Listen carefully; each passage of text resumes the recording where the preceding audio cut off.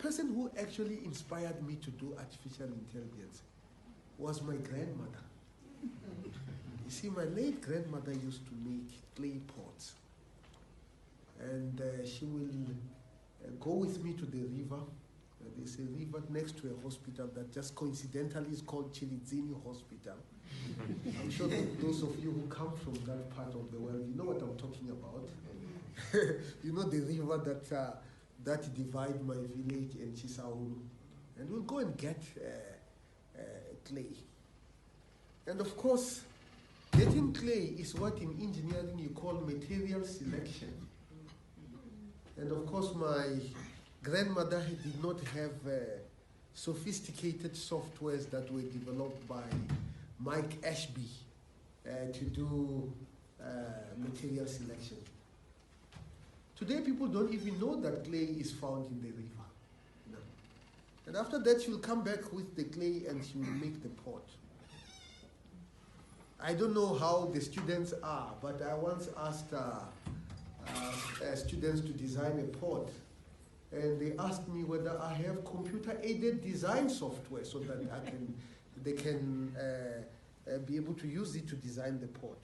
Because it's a design problem. If it is too thick, then you will need more energy to cook. If it is too thin, you know, it's gonna break very, very quickly. It's an optimization problem. And my grandmother seems to be able to do this very, very, very well. And after that, she will put it in the sun and allow it to dry. But she will never go and cook with it. You know why? Because it's not strong enough. It will break. So she will take it into a furnace and burn it. It will be so hot that I could see redness in her eyes. You know.